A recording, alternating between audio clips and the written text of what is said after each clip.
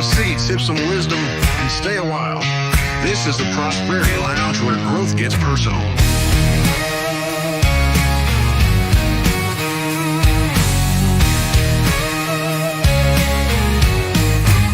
Step inside, we're breaking chains. All right, good evening, everybody. Make sure I got the right mics on. Yep, we're good. All right, well, this is going to be an interesting episode tonight. I'm here with, let me pop him on camera real quick, and we're going to get started soon. Truth Between Lines, Brian Walker. Have a conversation about leadership. You may remember that I interviewed his daughter a while back, Adeline Walker, to find out what's up with her, what's been going on, and how did she learn about leadership from Brian? That's going to be the core. You say daughter-in-law? No, your daughter. How did she learn leadership from Brian? That's going to be the core conversation tonight. So sit back and relax. We're going to get ready to get started shortly here. We're at the top of the hour. So if you got questions for Brian or myself, put it in the chat. We'll get to it when we can get to it. Playing on 2 streams tonight, so we're going to see how this goes camera-wise. But, if you're tired of watching me, vertically, watch me horizontally. Just watch me. Have some fun. All right. Get ready to get started shortly here. We're about a minute to go before showtime. You got your mics. I got this. I got that.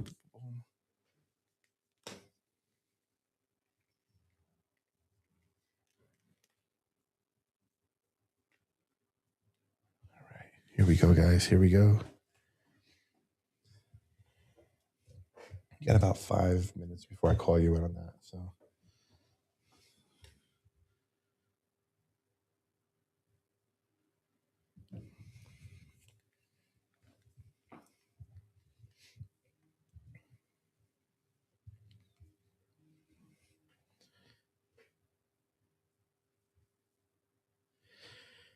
Before someone leads hundreds, before someone runs multiple businesses, before someone becomes president of a service organization, there's usually a table somewhere.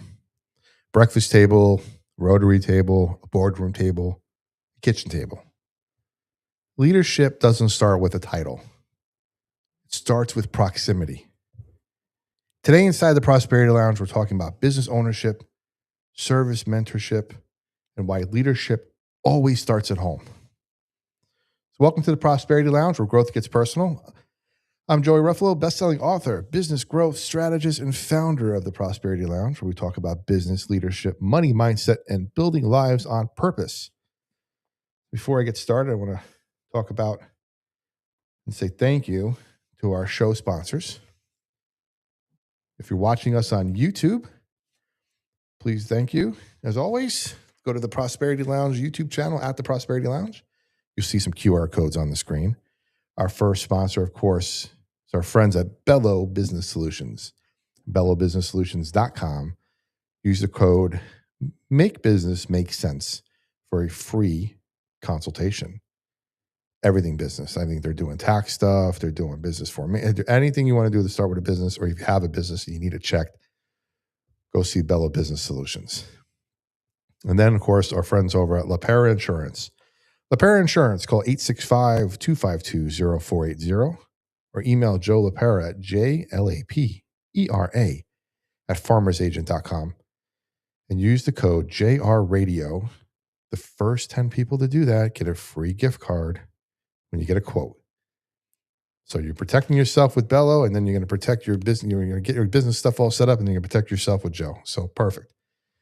Next, we got our friends over at Lagos. Lagos.com. Use the code on the screen. Get a 60-day free trial of the #1 Bible study software, tools, books, everything.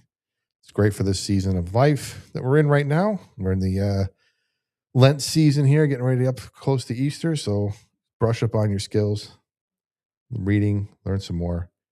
We're giving a 60-day trial to our listeners. Usually it's a 30-day trial. So take advantage of any of their packages for 60 days, especially their most expensive one. You get full access to their system. Take advantage of that today. Use the code on the screen for a 60-day trial. And lastly, Pure and Easy Tea. Pure and Easy Tea. Our buddies over there. Revitalize your body, refresh your mind, and nourishing wellness one steep at a time. Use the code on the screen to get a special offer and special rate on their products.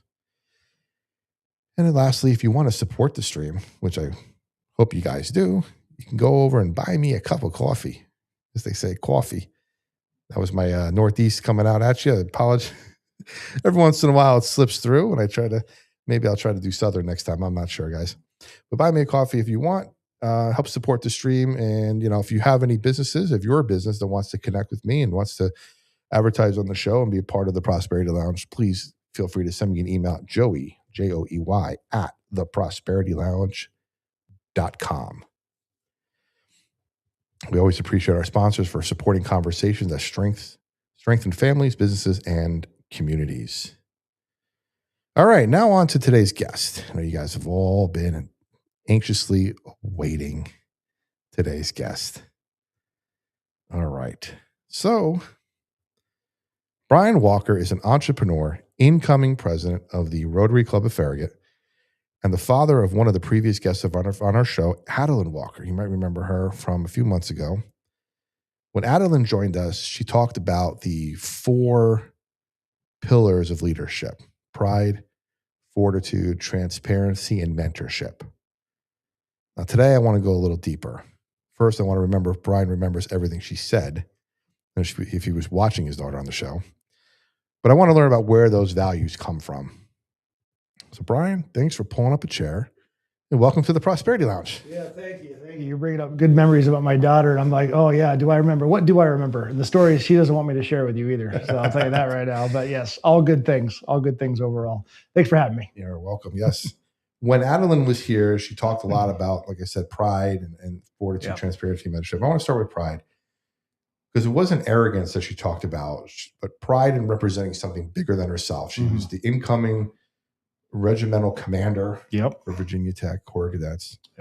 She did her term expired or was ending in December, so now she's serving in a different capacity up there. And but still, what stood out for me was just the word pride, right? That's the word that stood out. And obviously, like I said, not arrogance and things like that, and just where she was in her life. When you hear your daughter describe leadership using a word like pride, what goes through your mind? Well, the first thing I want to mention too, I have a son as well. I have a firstborn son, so let's not leave him out because he's the same equation that now. Obviously, he's not the regimental commander of Virginia Tech, but the overall thing about it was, I think our thing, we'll talk maybe a little bit later, but we always kept our kids involved with what we were doing. And just with community and everything else, we always wanted to give back. So we were always part of some service organization. We were always doing something, whether it was even just volunteering. We were the Lions Club at that time, and then it was Rotarians, just all the other Chamber of Commerce, just wherever we could do to help out. We always brought them to it. We always encouraged them to help. We always, it wasn't like, oh, we have to go do this thing without you. It was, hey, we're going to do this thing. And really, to be kind of not rude about it, but it was like, we didn't ask them like, hey, do you want to go, deliver packages or hand out soup at the kitchen or just, whatever we were doing. We were like, hey, we're doing this. Yeah. Well, I got this to do. No. We're doing this. This is more important than what you have to do. Let's go now. And I think that turned into them as an adult where they're like, oh yeah, okay. And like time management, we'll figure out a way to get it done and we'll still be able to do our things later on. I think that's so true. I think service starting at home is paramount. I remember when I was a kid, different circumstances a little bit because my dad was visually impaired. He was blind when I was pretty much born. And by 3 years old, I was his guide child, as I say. He didn't have a guide dog. He had me. Yeah. And I would guide him everywhere. So I was kind of like learning how to serve people at a young age. But he was very big on serving others as well. And I remember going every year to this, I think it was an orphanage in one of the towns near us. And we used to sponsor a kid there and bring gifts every year and have lunch and hang out. And it wasn't weird for us to do that because it was just part of our normal holiday tradition and summer tradition to go around the birth. So because it was something we did all the time. Yeah, and I think it just made us who we are, and then turn around and go, well, that was fun. want to serve others. Like, how do I continue serving others? And yeah, you did mention, you obviously, you do have a son as well. Yes. So I don't want to, like you said, leave him out of the conversation. He wouldn't like that. No. But initially, like when you're talking about in your home, describe to me what pride might look like, what excellence, what was character, and what was it, how you treated people, how you just carried yourself, and how you and your wife carried yourselves. Because there's a lot to the saying, more is caught than taught.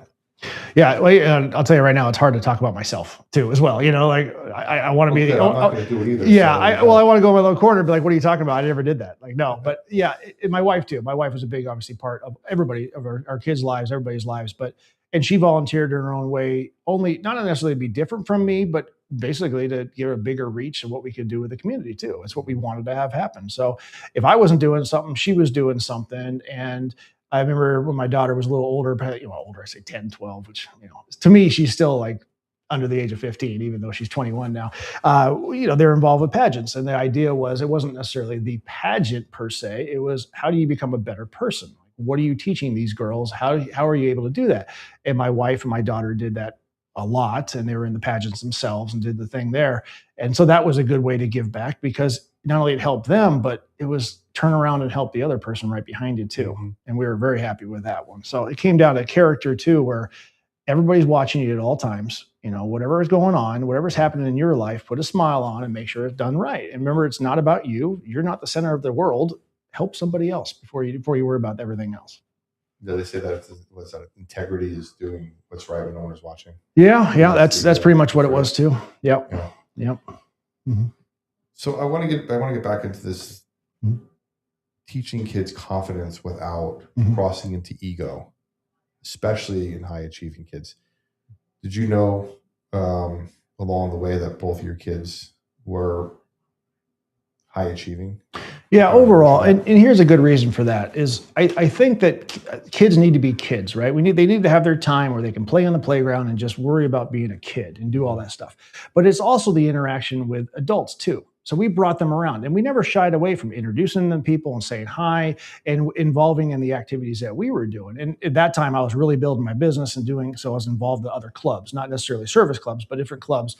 And we brought them to the things that were appropriate for the kids to go to. And we said, hey, this is so-and-so, this is so-and-so. Make sure you shake hands, make sure you look at them in the eyes, make sure you have a conversation with them. And so we didn't just put them behind us and go play on your Game Boy or your other computer or your laptop or your phone. Right. We didn't do that. We said front and center, and they're like, I want to go do this. I'm like, yes, cool, that's great. We're going to do that in an hour when we're done at this event, when we're done with that. And so they learned patience, they learned how to talk to adults, and they learned how to communicate in a way that helped them down the road. So service is great, but if you can't talk and communicate with others and you always shy away, that's a problem with kids and growing up. And I think we're seeing that a lot of it now. And we just didn't want that to happen to our kids. I think that's very true and very important, how you talk to kids, because there's, going back to one of our earlier episodes, our first episode, we had Gracie from Baked by Gracie. She's 15 years old, home baker. She's just going to be opening up her own brick and mortar in the next month at 15, 16 years old. Right. It's awesome. So it's about how you speak to kids. So you can talk to a kid and be like, I don't really want to imitate, it's not like a goo goo gaga kind of thing. Yeah, right. We spoke to them as they needed to. Them like a 10-year-old and go like, hey, buddy, really good job. Or you just speak to them like, hey, man, that's awesome. Great job. What are you doing? Talking. I lean back to a conversation I had with my niece. My niece she's 10 now.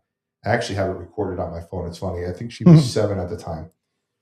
So when she was actually 6 for her birthday, we took her to Target. And I said, get whatever you want at Target. Oh, okay. Up to a limit. Okay. I was going to say, we're $40 to spend. Okay. All right. You get as many things as you want. Yeah. So she walked around and she made these decisions about, do I want this? Do I want 4 of these? She ended up settling on a snow cone maker, which was like $35. Okay. The reason she settled on a snow cone maker was because she was going to make snow cones and sell them in her driveway to make more money so she can go back and buy more toys at Target. Because eventually she said she wanted to buy Target, meaning she wanted to own Target. Oh. That was her goal. Oh, okay. That's a good target to have. All right. So she was 6 at the time. 6. So we decided that we were going to build a business plan. Okay. And I spoke to her about, Yes. I told her what a SWOT analysis was. At 6 years old. Wow. Yeah. She's like, what? And I said, what are your strengths? What are your weaknesses? What are your opportunities? Yeah. And she asked some questions about what those meant.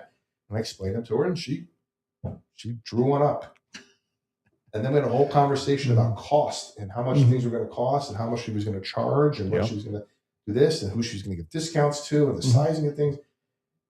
I think she was 7 at the time doing this stuff. But I didn't talk to her like, oh, that's a really great idea. Well, so when are we doing this? Like, I'm coming over tomorrow. We're going to set this stand up. What are we doing? Like, let's get going. Yeah. When I had my office and that kind of things, I always had a lot of my motivational things up. I had my dream boards, which was a big part of it. And then I had like certain sayings and certain terms and whatever was going on at that time.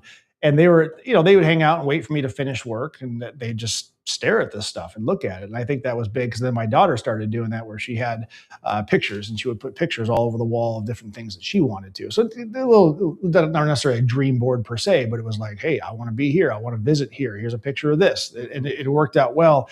And same with my son. I mean, he would write a couple things on his desk, and they put it on the little front, and they would all just portray this stuff. And it's like, even if you're not looking specifically at that or reading that every single moment, it's still in the back of your head. Like, it's there and it's there. And so I think that helped a lot, because that's what I was doing. And I exposed them to that. And like, hey, look at this. This is what's making me successful.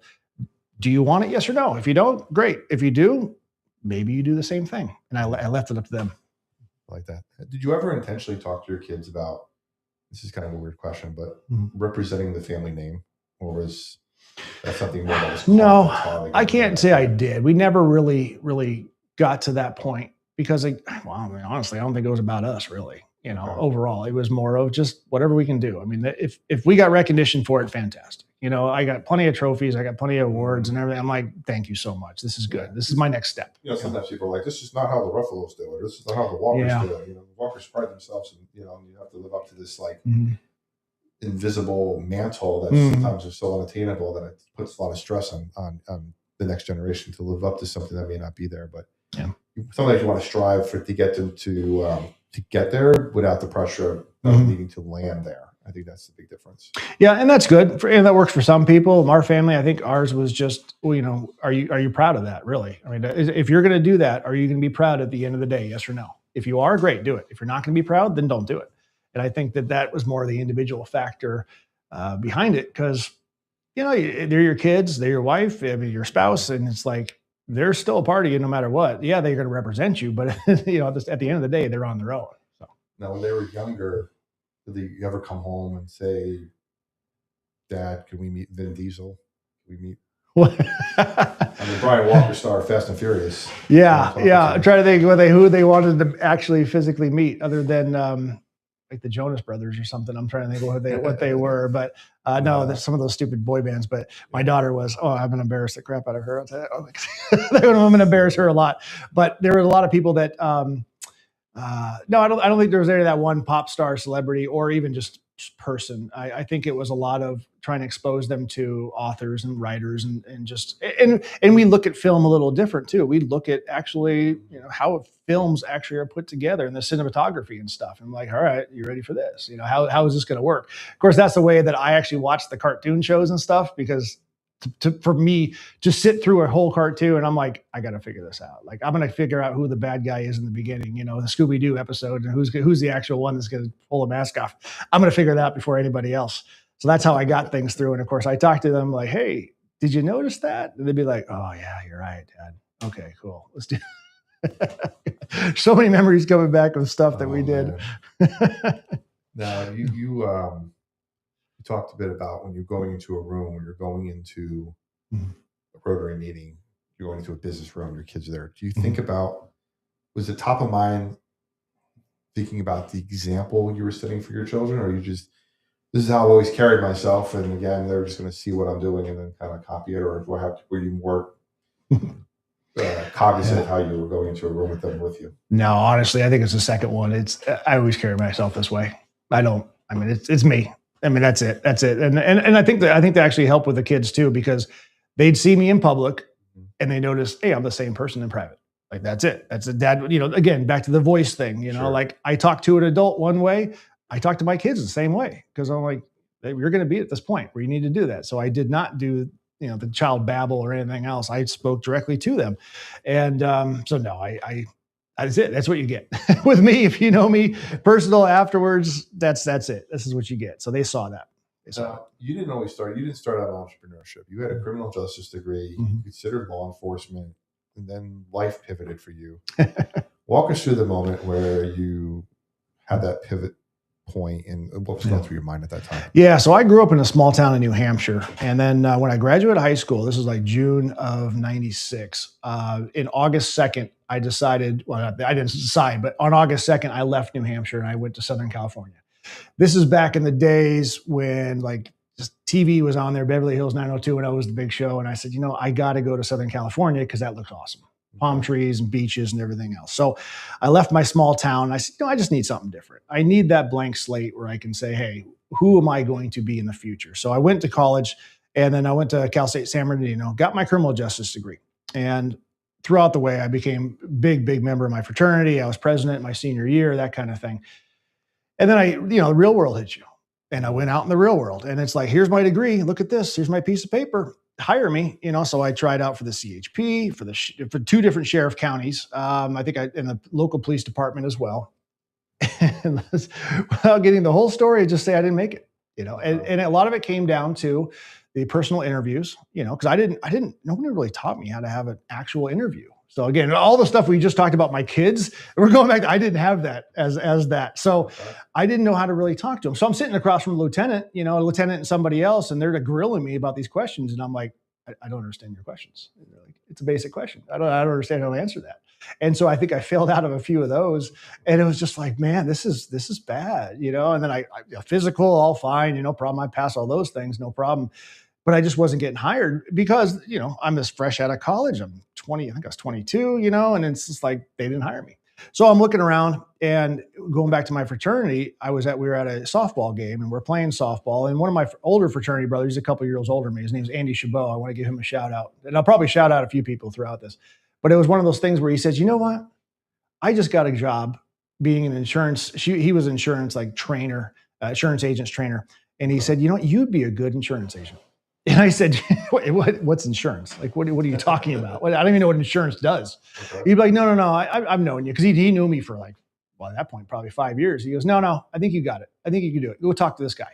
So I took his advice. I took Andy Chabot's advice. And I went down, I talked to the other guy. And the other guy said, yeah, we'll give you a job. You got a degree? Cool. Your management skills? Good. Okay, you can talk to people? Yeah, sure. Okay, fine.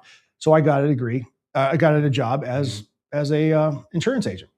And that's what kind of propelled me for the whole thing. I thought it was going to be a temporary thing. Like I just thought I'll do that until I get a job as a police department. And then I got the rose-colored glasses and they said, man, this is how you do it. This is how you do it. So I started doing all the training. I started listening to the experts. I started listening to all the people that told me how to get successful. And it started clicking for me. And it just started working. So when you sat down across the lieutenant and you asked him where John and Posh were, they looked at you kind of weird and were like, no, man, there's no TV cameras following you around. Right. Go sell some land somewhere else. Good to go. Okay. Yep. Been into insurance. Yep. You said something that was very interesting when we had our pre-call about listening to someone you trusted and then acting on that. Yeah. So let me ask you the direct question here. Was your growth talent or was it teachability? Oh, teachability. I have no talent at all. I mean, trust me, I am not the smartest guy. If you're one of those things like you're the smartest guy in the room, you got to leave. Like you're good in my room because that's fine, or I'm good in your room. But yeah, I'm not. And it was. I like the Forrest Gump sales strategy. When they told Forrest Gump, they're like, follow the ball, the ping pong ball, follow the ball, and that's it. That's what he did. And that was it. And you couldn't take his eye off the ball. Okay. That was me with sales. And I went for it and I said, fine, I'm doing it. And then I got a mentor named John Denver. Okay, not the singer, not the, no, but real name is John Denver. And I actually passed away last year, but he took me under his wing only because I asked. I pretty much begged him to it. Mm-hmm. And what it was is I was at that moment in my life, I was so grained into working in sales that I had all the spreadsheets, I had the dream boards, I had everything, I had graphs, and this was this. How long was my phone call with a client? How many sales did I make that day, that hour, that minute? How many phone calls did I make that day? All the way down to it. And I remember meeting him, it was probably our second meeting, and he goes, Brian, I don't I don't know how I can help you. Like, you're doing it right now. Like, you're doing it. I said, John, no, John, I need your help. I need your help. He's like, no, Brian, just do what you're doing. So basically that became a kind of a lunch and do a coffee, either coffee or lunch day for the next probably like 4 or 5 years. And it was, the biggest thing about being a mentor is he listened to me. And so as the mentee, I just poured it out. And that was like the first time someone actually did not say anything and just let me absolutely just lay out all of my plans and dreams and everything I had, putting all the numbers, and John just listened to me. And I think being a mentor as he did, that was probably the most important thing, because it helped me immensely. Did he help me like financially or, numbers wise? No, he didn't, but he just allowed me to tell him what was going on. And that made the most of me. That was huge. So if you ever get in that position, just listen to your mentee. Absolutely. You said that it was someone, you just need someone to listen to hold yourself accountable. Yes. And I want to pivot back into something that Adeline had talked about, and it was one of the final pillars of leadership was mentorship, and that was the one that stood out. Yep. Mentorship, was that something that you intentionally prioritized for your children, or was that something that they maybe absorbed by proximity? They always knew I was available to listen for that same aspect, because I turned it back on them. I was like, I understood what John did for me, so I tried to do it with them. Now, honestly, they didn't talk to me a whole lot just because I was dad. And they saw me as dad, even though all the other stuff, they still saw me as dad. So they couldn't really pour it. And I think both of them actually kind of wanted to secretly do better than me, and do a good job without my help, which is fine. That's fine. But that's what they wanted to do. And so that was really nice. And I believe that they did have a good conversation with a lot of people. They were heavily involved with sports, so they had the coaches that were very involved in their life. They also did extracurricular stuff too. We'll get to it, but we own some other companies that they had really good relations with the employees, and were able to talk to them as adults. Not as a 12-year-old or 15-year-old or even an 18-year-old. They were able to have the conversations as adults all the way through. Continue on the conversation of mentorship with exposure in rooms like Rotary, Chamber, Toastmasters, leadership circles. Touched on it a little bit at the beginning, but why is that so powerful for young people to have that exposure?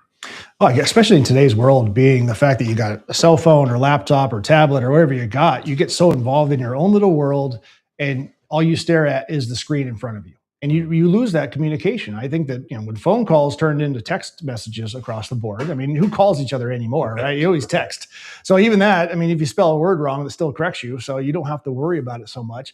You basically don't have to actually write down all of your feelings and adjectives and verbs and adverbs. So I think people have lost the way to communicate. So the fact that if you get a mentor that you could actually, give a message to and say, hey, this is what I want to do, that's huge for young adults and for people growing up, because people don't have that. They don't have that skill anymore, unfortunately. And we're all the age of, before cell phones, and that we grew up before that, which I'm very glad for. And I feel bad about this next generation that won't not know what it means to have a cell phone.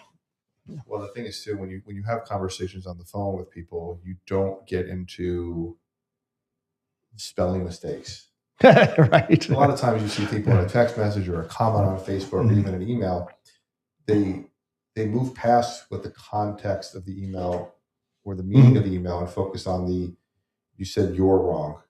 You are not your. Well, if I say, hey, you come and, you're that, you don't know which one I'm using. You hear me and you hear everything else that's being said, but you're not focused on the mistake that's made, as opposed to I missed completely the whole gist of what the email was about. Yeah. Because I just focused on what was wrong with you. Right. So, right. Yeah. So I think getting away from like you said, getting away from those having more personal conversations in these interpersonal conversations where it's just through, I'm supposed to interpret what you mean by certain things. You're right. As exactly. opposed to just tell me what you mean. Yep. I agree with that. Yeah. So how does serving the community, we kind of talked about this a little bit, shape the way your children view leadership, but more importantly, how do you think others serve the community should shape? I'm saying shape me. We're this generation where we're sort of this I talked about this on an episode I did last week about things I wish I knew when I was 22. And there was something about Yeah, I that saw came that. up where Yeah. I'm older, and if I'm not able to give back to somebody younger than me Mhm. in any way, shape, or form, I've failed. Mhm. And bringing these young people into these rooms, serving the community like we do, but also bringing up those that are behind us. Mhm. Yeah, shooting the elevator back down after you get to the top. Yes, riding the elevator up with them too, even sometimes. Right? Right. How does it shape the way children view leadership, do you think? Shape leadership. Yeah. I think it exposes them to a lot more to understanding what's out there too. And that happened with me as well. Because I mean, if people get into a little bubble, they get their little group of friends, and that's as far as they go. Yeah. Like that's it. That's who they talk to. So they don't necessarily talk to someone else that's on a different spectrum or a different way that, uh, monetary level or whatever else you want to say. It just could be a completely different thing. So the fact that you're out there doing the service work, doing the referral work, talking to the Chamber of Commerce, is getting involved with people and age too, for that matter. You could be talking to an 80-year-old who has a whole history of wealth and of knowledge, and you're talking to a 14-year-old who doesn't know anything. So you got that where you just like, hey, this is what's available. And I always maybe I think about that now is I always wanted my kids to understand what they could do. And I didn't push them. I didn't say, hey, I just say, look, if you want to do this, great. If you don't, then fine. That's up to you. But at least you have the opportunity to do it. If you want to be the best at whatever you want to be the best at, then do it. Be the best. But if we're not going to put you in this bubble over here. And I think that really helped because again, adults talk to them as adults, and they were able to pick what road they wanted to go down in life. Now you mentioned something about service. Mhm. Now you are the incoming president of the Rotary Club of Farragut. Mhm. Rotary's big motto is service above self. Yep. For you particularly, what does service above self look like? Not practically. I mean, practically, but not philosophically, because you can just anybody can spew anything about what it means. What does it look like in action?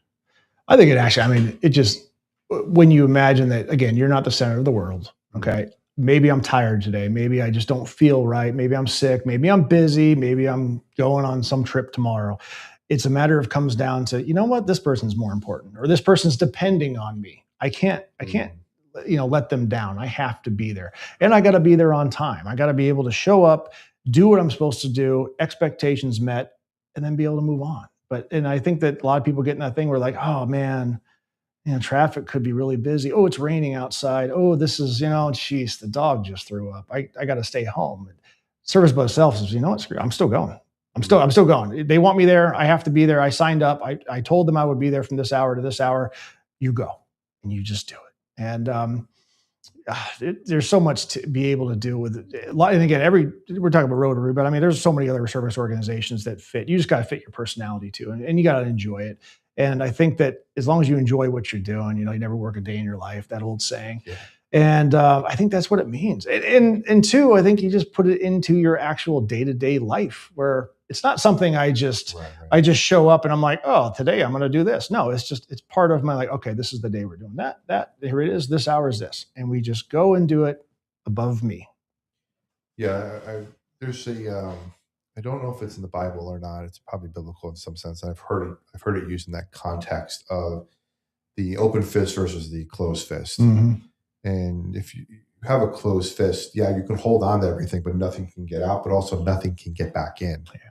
If you open your hand, yes, things can get out, but everything can get back in. So when we talk about service above self, it's that open hand policy where you are reaching out and you are giving of yourself, but you're also going to receive back, whether that is in just a good feeling or down the line, people are going to reach back out to you and help you in some way, shape, or form.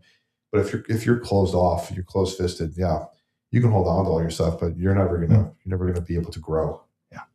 Yeah, it's very true. I think so, and I hope so. I hope that I asked both my kids individually whether I had them with a closed fist or an open fist. We'll see what happens. What they say.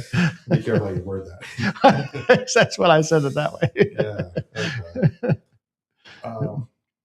So number 3, one of the things Alan talked about was fortitude. And we kind of talked a little bit about that with your career pivot. Fortitude being showing up when it's hard, standing firm when it's uncomfortable. For you, Where was your fortitude tested the most? Was that in early career pivots, business risk, leadership roles? Hasn't been tested yet. I don't. I like to think I'm pretty been tested, but I mean, geez, there was a time. Let's see, I must have been 6 or 7 years in the business, and this is kind of one of those things. 6, 7. Sorry. Okay, sorry, maybe 7 or 8. Where I had rented my place, my office, and this is kind of the thing. I was renting an office for my insurance business, and the rent had gone up. My lease had come up or whatever. It was a kind of a weird thing. And the rent went up, and I said, "Gosh, this is terrible. I don't want to afford this. Like, there's no more benefits, but it's going up. Like, I'm doing good, but I don't want to add this thing." And so my buddy of mine, his name is Phil Percival, a good friend of mine. We still talk all the time. We still go vacation all the time. He goes, "You know what? Why do you rent? Why don't you just buy?"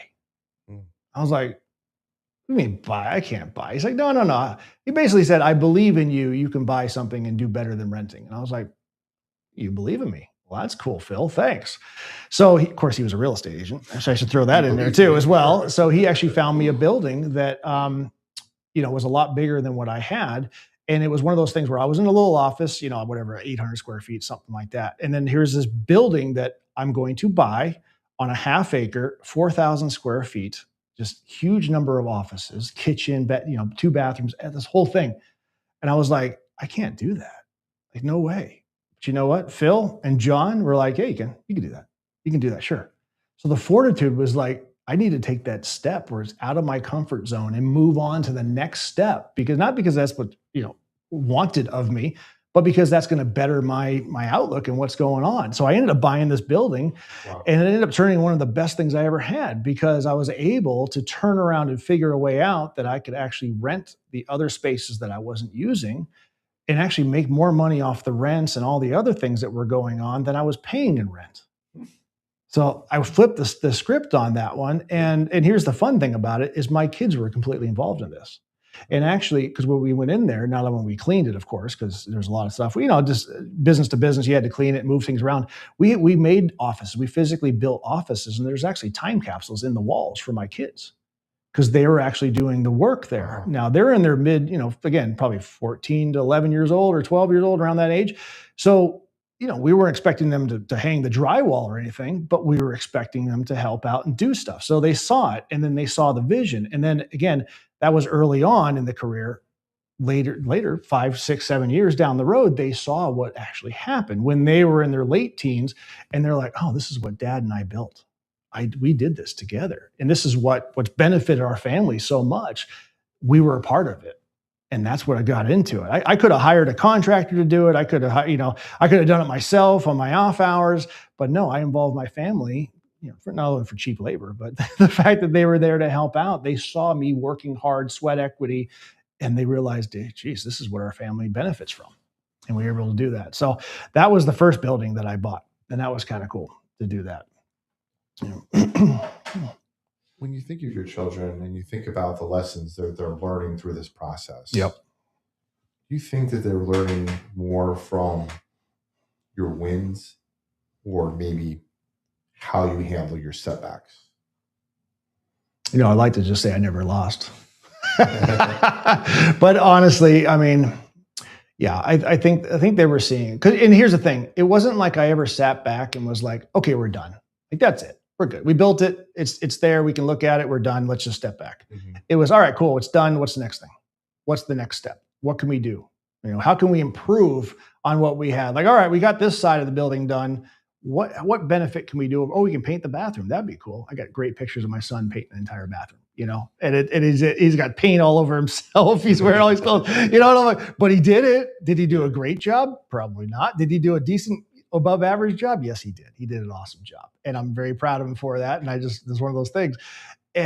But we were able to do that. So, again, you don't have to paint a bathroom, but the fact that he did it and all of my clients and the people that visited the building loved it, it was a fantastic win for him. And that was good for that. But I've always involved them though. So that was my first building I owned. Then I actually bought a few other ones too. And they were always involved. There's a lady named Lori Feldman who I'm going to drop a name for. There was a company that there was a person that was retiring, and she owned a real estate company, a property management company in the building that they were in. And Lori came to me and said, "You know what? You'd be good at owning this business." And I thought, well, I do insurance. Like, that's what I sell insurance. Well, I don't know. I know a little bit about real estate. I barely know anything about property management. Oh, a building's cool too. So I actually ended up buying all three. I separated them into basically three different businesses. Real estate, property management, and an actual the LLC for the building. And so again, I brought my kids up, and this was a different town about an hour and a half away. And I ended up bringing them into, and they helped with the remodels and the changing. They understand the books. They saw me working. They saw me working late because what would happen is I do the insurance business during the day, and while I was catching up, while I was learning, while I was fixing the books, and just I should say fix while I was cleaning up everything and understanding how the books worked, my kids were like, "Oh, Dad, you're working really hard. Can we go get you something to eat for dinner? Can we leave? Mom, Dad, and brother, sister, or mom and brother and sister would leave, go get me something to eat, come back, and they still see me working there late at night after dark, and be like, "Okay, hey, Dad, you've been working pretty hard. You want to take a break?" I'd be like, "All right, let's take a break." And then we go do something fun. Yeah. But they just saw me working that hard, and thankfully, with time management, I was still able to coach and do all the things for them and be at every single whatever they were doing because I was just time management, and that was the hard thing. Prioritizing. It was. And then we did a bunch of flips too. We started buying with the real estate, insurance, property management. We actually started buying a bunch of homes, flipping them. We flipped a condo too, and the kids were all involved.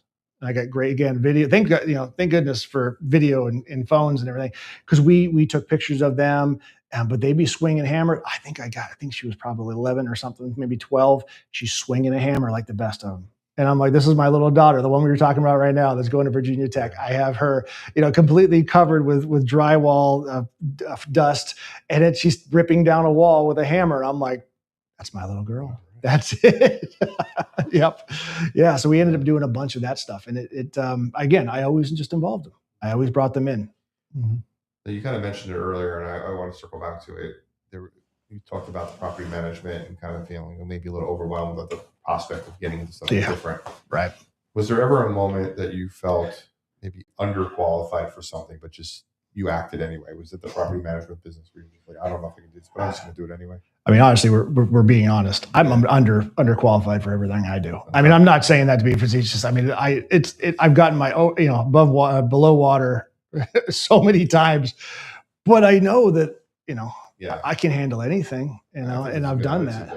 I mean, it's, when I had employees, I mean, at one time, I think I had like 12 total employees I was paying out. I mean, the kids and my wife knew that we were getting a paycheck or whatever. I'd hire somebody new and be like, I don't know how I'm going to pay you, but I have to have you working for me. I have to have you doing it. And they'd come on and I'd be like, cool, here you go. And then of course the work comp check and then the payroll check would show up. And I'm like, oh, I don't know how this is going to happen. All right. Come on, my wife, Jennifer, I'm like, we got to tighten our belts a little bit. Yeah, kids, you're going to have to wait on that one thing, and but they understood what it meant. They really understood what it meant overall. Was there ever a time that, and I hate that I keep hinting at trying to get into like, did you fail? When did you fail? How did you fail? Was there ever a time that you failed maybe publicly, and what did your kids learn from that? You had something pretty recent last couple of years. You're totally bringing it. You're talking about the election. Well, yeah, I mean, you put yourself out there. And, the situation comes up, and Yeah. So, life changes as every book, and I've learned that as I get old. It's like things change. There's different chapters in life, and with them kind of being on their own, my son went to college. He went off to college because he went to a different state for college. My daughter went off, and it was time for me to just kind of get out of my shell and kind of just plant my flag and say, this is where I'm at. And so, I ran for office. Obviously didn't go the way I wanted it to, but at the same time, I think that along the way, I met a lot of good friends that I have that, of course, aren't paying attention right now, but a lot of good things going for it. And I made the best of it. And I think that it definitely kept me up at night. I'll tell you that right now. It kept me up, but it was good. It was good, and I wouldn't change a thing. And better things to come on that aspect of it. But if that's my worst failure in life, I'll take it. Yeah, you carry forward, and I think that's the important thing is kids see you fail at something, or not succeed at that moment. Because it's if you fail, it's different than not succeeding in that moment. That's correct. I'm trying to do it. No's are not no's, no's are not right nows. Exactly. Yeah. And two, I mean, if you're going to get, one sale every 5 no's, well, that's just one more no on the way to yes. Exactly. So seeing that, Mhm. pushing through and having that Mhm. resilience and that fortitude to move through. Final thing she talked about was transparency and accountability, and talked about transparency and being honest as a leader. Mm. In business, transparency can be very risky, or could feel risky. Yeah. How do you, as a business owner, or how did you? I mean, you're by yourself now, essentially, right? But when you had a team, Mhm. how did you balance honesty with authority? I'll tell you. Okay, that's interesting. That leads. Yeah. So one other company that I had, my wife and I was a hobby was martial arts, Okay. and we got into primarily Taekwondo. Got us into it. Then we did jujitsu as well.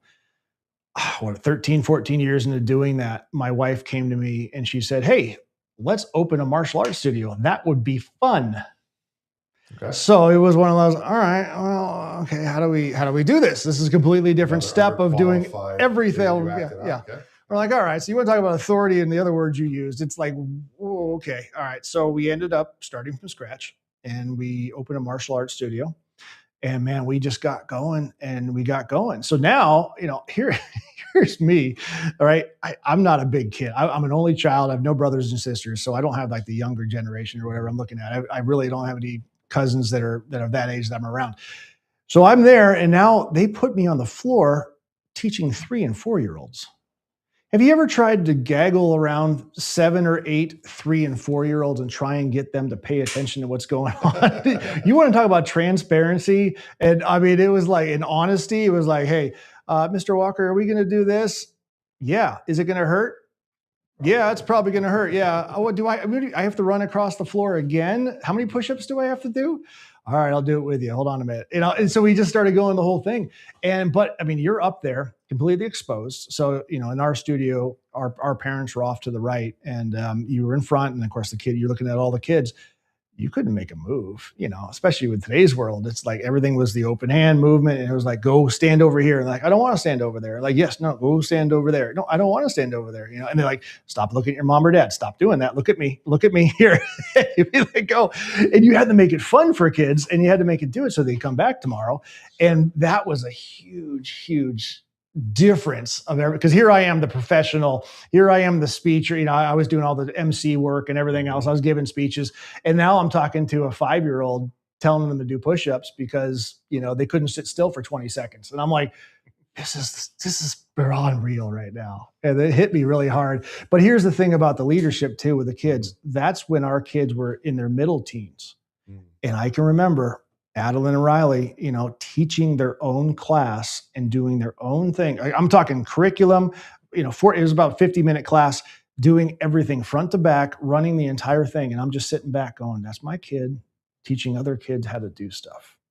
And that was a big step for them, I think it was, because they were training, obviously, too. They're both black belts in their own right, second or third degrees. But they at that point, I was like, I'm so proud of these kids because they're able to take this on, and they loved it, and they enjoyed it. They had a good time. And I wouldn't even call it a failure when we had to close it, but because that was kind of I mean, if you want to move forward with it, it was I had my hips replaced in 2019. And God shies down on you because in February of 2019, I had my left hip done, and I came back and I was on I basically did the desk work, and I hated the desk work, greeting people as they come in, checking everybody in, and I couldn't walk because I couldn't do anything, and no way could I like try and kick. So a couple months went by, and I got healed and I got better, and I was able to get back on the floor, and then all of a sudden my right hip started going, and it was like, here we go again. And then it came down to our lease was coming up. So we did that for 5 years because we had a 5-year lease. So our lease was coming up at the end of the year. And I get my right hip replaced in November of 2019. Well, if you're following this, 2019, right? We closed down at the end of 2019. And then of course, COVID hit us in 2020. So if we would have held on to that martial arts studio, signed another 5-year lease or whatever, and continue with that studio, I mean, we were friends with people across the country that was their lifeblood. That was their thing. Thankfully, we had my insurance business and the other business we had. So it wasn't like a financial burden as much as it was. But if we would have kept it past 2020, who knows? We would have lost it just because. So that was one of those little skirted the failure on that one where it was great. But it was a great experience. Our kids got so much out of it. My wife and I, brought us together because we were together all the time. We had a purpose. We taught kids that, still reach out to us every now and then on social media and are like, hey, I just did this. I just graduated from college. Hey, I joined the whatever military. I did this. And so it's amazing that I'm just grateful that I was able to and be the position that I could have gave back to those kids and see them as, as young adults now, like my kids. And it's fun. I can picture you on the mat with the kids, and it's just a humbling experience at that point. It was so humbling. We've all had those in our lives. Oh my goodness. Yeah, it was so humbling. My wife and I, we went skiing for the first time a long time ago. We're talking 20 years ago at this point. I always wanted to go skiing. So we lived in California at the time. So we went to Reno to go skiing. Sure. And we're up in the mountain. And so we get there and we missed the early time to get the lessons. So we're just kind of sitting around for hours. And it's an unseasonably warm February day, but we're dressed like it's below zero. So we're just like taking layers off, just hanging out, getting tired. And then it comes time to our lesson. We do our lesson. And the instructor looks at myself and my wife and he says, hey guys, everybody else go on the lift. You guys hang back a little bit. You get a couple more lessons from me. Okay, no problem. I said, oh cool, we're getting private lessons. Yeah, right? Sure, great. And literally it's the part where you just kind of go down this little bunny hill right on the skis. Right. Pizza, snowplow. And stuff. And he goes, come join the next group. It's okay, fine.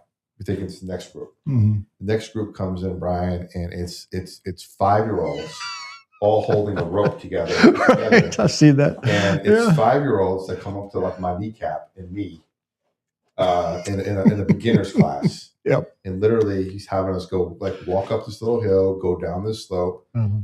We looked at each other and we're like, all right, we skied. Yeah. Meanwhile, my sister-in-law and her husband, they go down the thing once. And hey, did you guys have fun? Like, yeah, we were with the 5-year-olds over here. That's how humbling it was. Yes. Yep. It really is. Failing at something or not succeeding at something and then really being humbled by the experience of.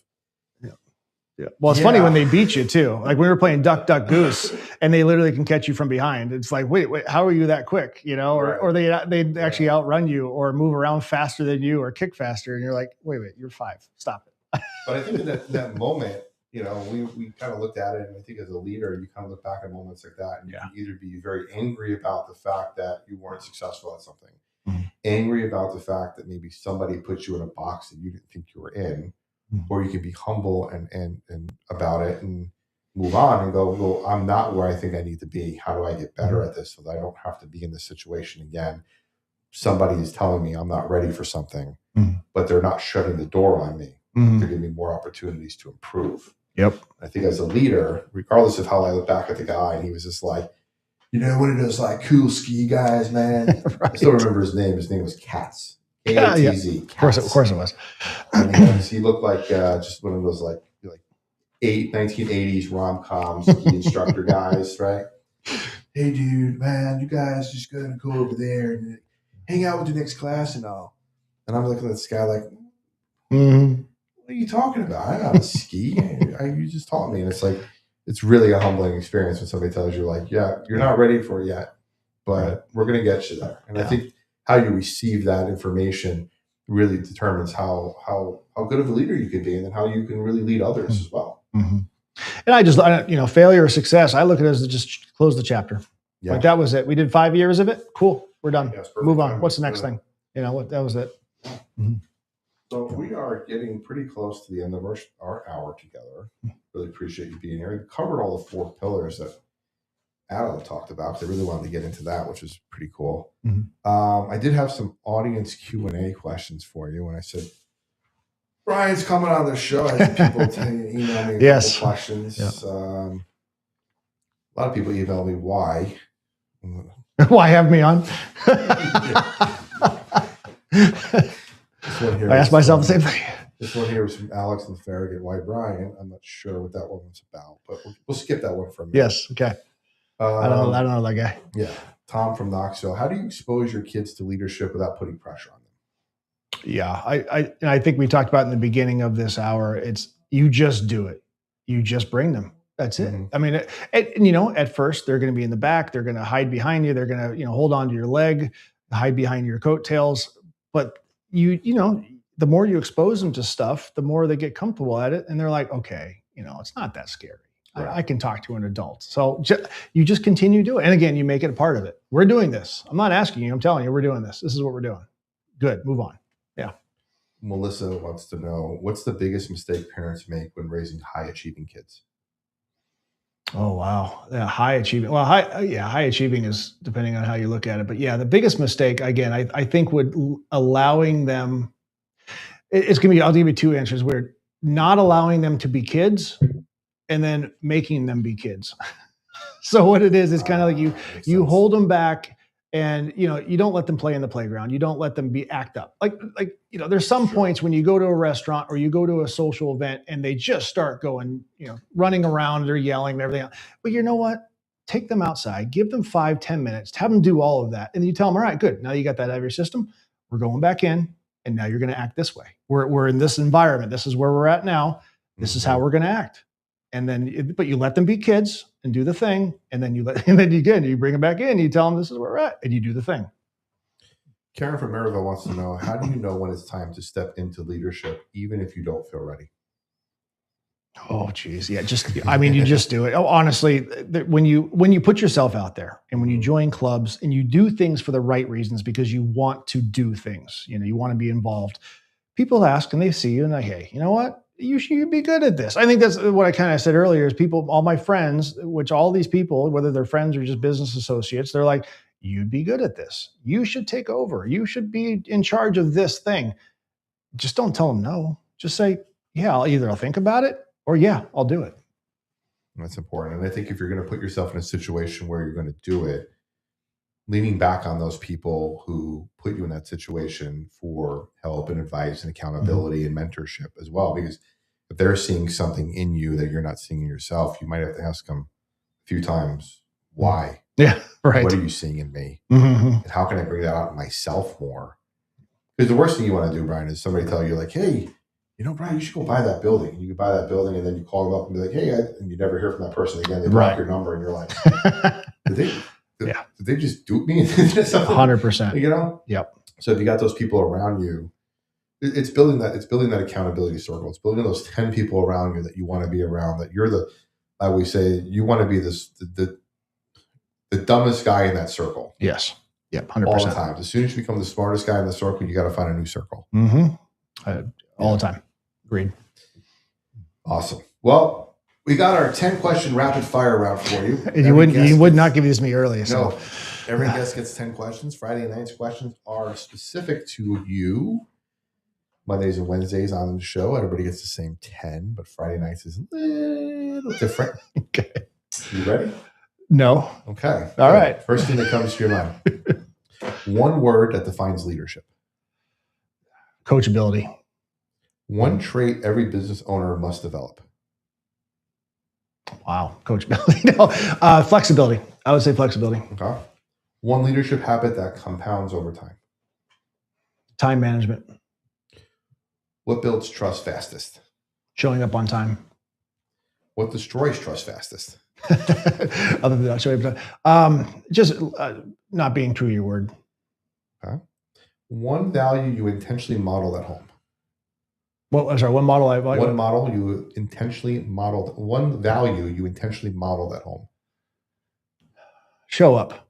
I mean, just be there. Be there when you're needed. The most important lesson mentorship taught you. Listening. Big time listening. One leadership weakness you had to overcome. I can't say no. That's a hard one to overcome. It really is, if you really think about it. Yeah. Okay. One thing communities need more of right now.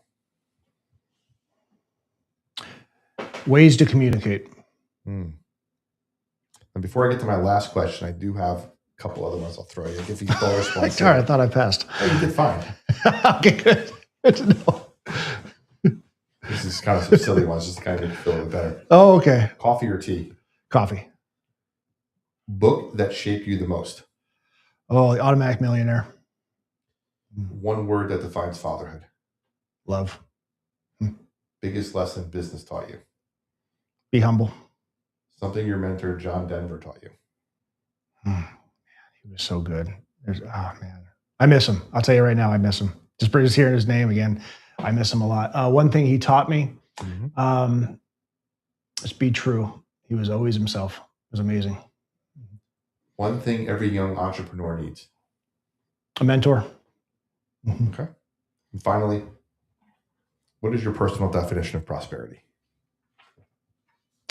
Being able to do what you want when you want to do it. I mean, that's nothing to do with money. It's simply a way, because you don't know, what I want to do may be differently than what you want to do, but just doing what I want to do, being able to wake up and say, yeah, I have this moment where I'm going to do this and be able to accomplish it. That's my prosperity. That's awesome. What's next for you community-wise besides you got Farragut Chamber, you're now the incoming Rotary. Yep. Rotary Chamber. What's next for you probably? No. I did that already. Yes. I was already CEO there, or the chairman of the board for chairman. Yeah, I did that. I don't want to tell Julie that you're No. Again, it's chapters. I was actually president of the Lions Club back in 2009 of our club. I'll do Rotary now. Again, somebody asked me real nice to do it, and I said, I can't say no. So I did it. And I'm good to focus on that. I really want to get back and just kind of community. It's a different world for me now because I'm not necessarily doing business where I live now, and I'm semi-retired. So it's like, I was floundering for a while. And I think a lot of it is just giving back in ways that I can. And if I can be a mentor to somebody, if someone asks, I'm there for you. Don't call it once, but there you go. The Lions, now Rotary. Are you going for like the EGOT of service organizations? Yeah, right. Kiwanis is next. Yeah. Emmys, Grammys, Oscars, and Tonys. So yeah, no. Kiwanis and the Knights of Columbus are next. It just fit. Just different areas I was at, different times in my life. That's what it was. Love it. I love it. Well, where can people find you? We didn't talk about anything that you're doing online, but where can people find you if they want to learn more about Brian Walker or what you're doing and just kind of want to connect?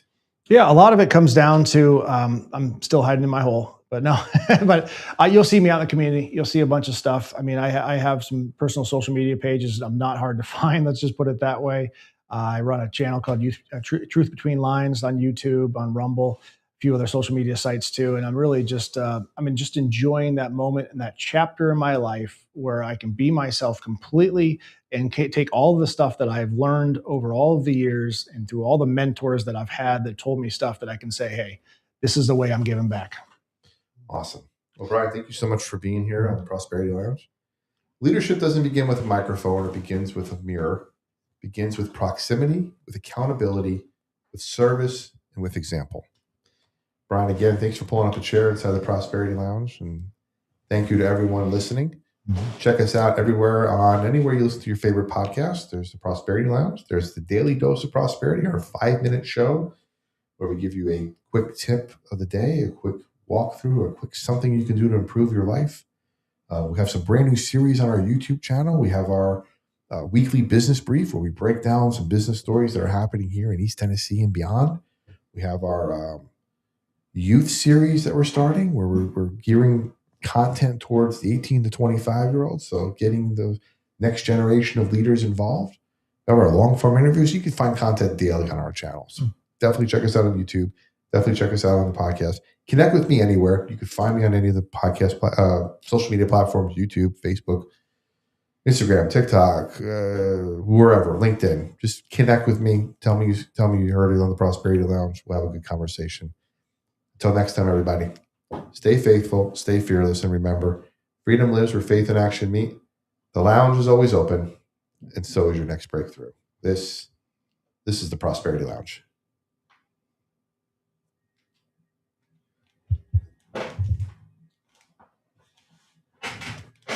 We are off the radio, but we are still online. All right. Well, I hope I put in everything you wanted. So much. Good episode. Learned a a lot. Thank you, everybody in the chat. I'll get to your questions here. There was no questions for you, unfortunately. It was, where did the idea from the Prosperity Lounge come from, and how long you've been interviewing folks? I've never heard anyone do a better job. Thank you, Vance. I really appreciate the questions. Hey, all right. Thank you, buddy. Other than that, thank you guys so much for being here.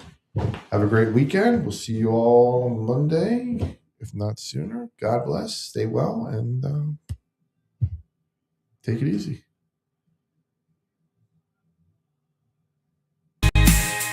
This is where momentum